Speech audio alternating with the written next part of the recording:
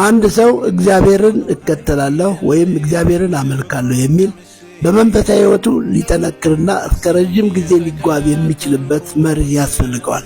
ይህን መርህ ደግሞ ሐዋርያው ጳውሎስ በአንደኛ ጢሞቴዎስ ምዕራፍ 6 ላይ አስቀምጧል። ኑሮዬ ይበቃኛል ለሚለው ሰው ግን እግዚአብሔርን መምሰል ማትረፊያ ይላል። ወደዚህ ዓለም ምንም እንኳን አላመጣንም፣ አንድስ እንኳን ልንወስድ አይቻለንም። ምግብና ልብስ ካለን እርሱ ይበቃናል አለ።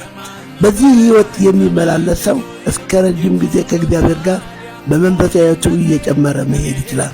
ምክንያቱም በዚህ ዓለም ላይ ሁለት ትልልቅ ጎራዎች፣ በቀኝ በኩል ባለጸጋ ሊሆን የሚፈልግ ሰው አለ፣ በግራ በኩል ደግሞ ባለጸጋ የሆኑ ሰዎች አሉ።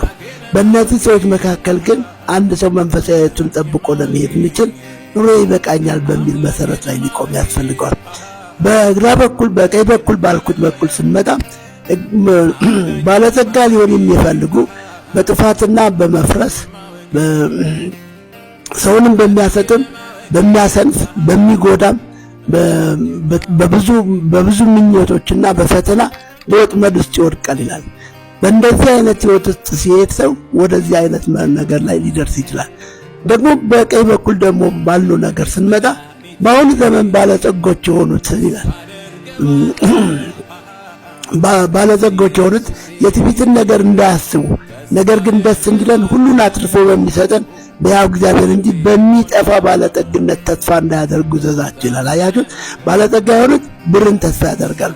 ባለጸጎች የሆኑት ትዕቢትን ነገር ያስባሉ። ስለዚህ በእነዚህ መካከል ግን አንድ መንፈሳዊ የሆነ ሰው በተለይ ደግሞ መሪ የሆነ ሰው ሐዋርያው ጳውሎስ ለጢሞቴዎስ ሲመክረው አንተ ግን የእግዚአብሔር ሰው ሆይ ከዚህ ሽሽ ይላል። ጽድቅንና እግዚአብሔርን መምሰል፣ እምነትንና ፍቅርን፣ መጽናትንና የዋህነትን ተከታተል። መልካሙን የእምነት ገድል ተጋደል።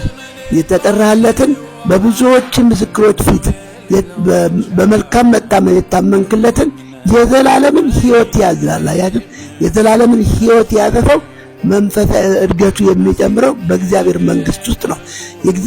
የዘላለም ሕይወት የሚፋፋው የሚያድገው በእግዚአብሔር መንግስት ነው እንጂ በዚህ ዓለም ኩታንኩት ወይም ደግሞ ሸቀጣ ሸቀጥ ውስጥ አይደለም።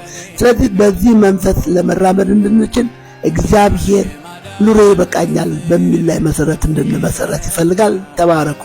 አሜን።